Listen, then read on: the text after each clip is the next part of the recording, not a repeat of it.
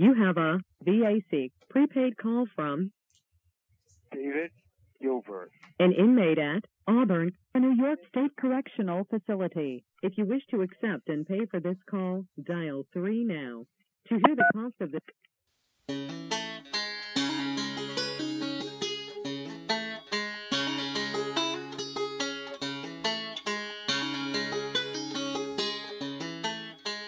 My first demonstration was the picket line protesting segregated and, more to the point, inferior education for black children in Boston. I don't remember the exact time and place, but the first time I saw him speak on TV, this ripple went through my chest. My heart leapt to his idealism, responding with, "That's what it means to be human, to care about people, to lead a moral and engaged life." Despite my initial defensiveness, Black Power taught an important political lesson. The need was not, as I had once thought, to shake the moral conscience of America. Those in power knew very well what they were doing.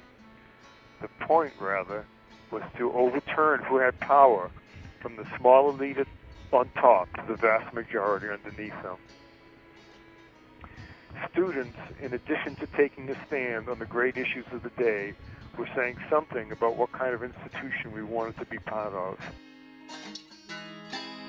We could not be free, grow, and acquire the knowledge we needed in a structure based on oppressing other people. We demanded that the university stand on the side of humanity.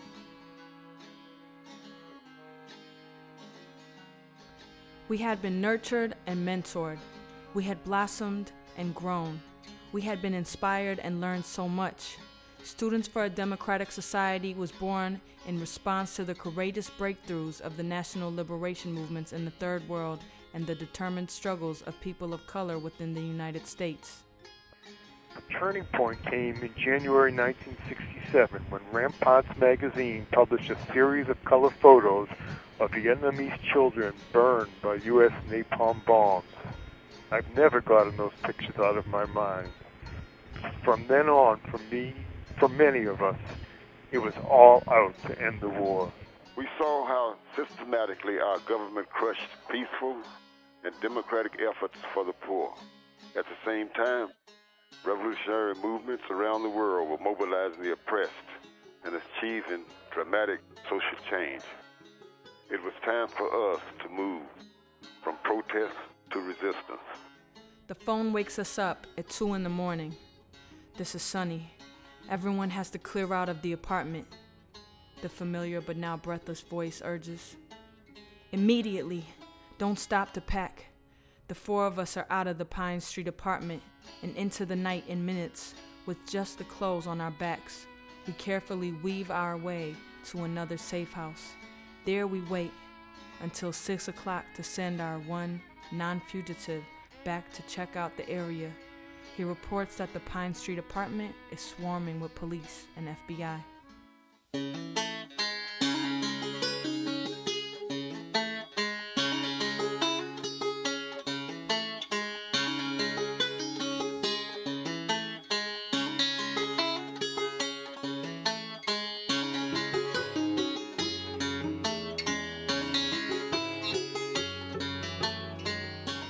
As my son approached college age, he became the strongest advocate for my expressing my sorrow and regrets for the loss of lives and pain caused by our actions on October 20th, 1981, in a direct and forthright manner. And I've done so publicly on a number of occasions. The colossal social violence of imperialism does not grant those of us who fight it a free pass to become callous ourselves, especially in fighting for a just cause. We need to take the greatest care to respect life and to minimize violence as we struggle to end violence. From inside prisons, I've seen, in even more detail and with greater intensity, how central and deep racism is in this society. With a black imprisonment rate something like 8 times that of whites, and especially with mass incarceration as the spearhead to the government's counterattack against the 1960s upsurges in the black and Latino communities.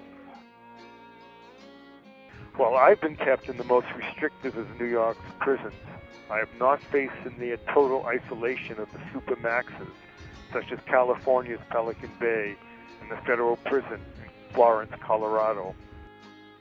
Like all prisoners, I deal with the major loss of control over many aspects of my life, arbitrary authority, and physical separation from loved ones and activities. But I have a tremendous amount of love in my life. And I've been able to stay engaged politically with the world and our movements. One surprising benefit of prison has been the opportunity to meet, although under these unfortunate circumstances, several ex-Black Panthers who are also political prisoners in New York State. Naturally, each individual is different, but all of them have been special and valued friends with useful analyses of what's happening in the world, thoughtful reflections on history, and a still burning passion for qualitative social change. Any humane alternative to the present order has to be based on solidarity with the rest of humanity, but also would have to offer a realizable alternative to plunder by showing Americans that there were less prodigal, less destructive, more sustainable, and more satisfying ways to live. While many complications and limitations create obstacles on the road towards a strong and growing movement, this new surge of energy, spirit, and activism is exhilarating and very encouraging. My fondest hope for this book is that it can be of use in the ongoing struggle. We study history to help us become more effective at making history. What matters most is what we all do from this point on. In Love and Struggle, David Gilbert from Auburn Correctional Facility.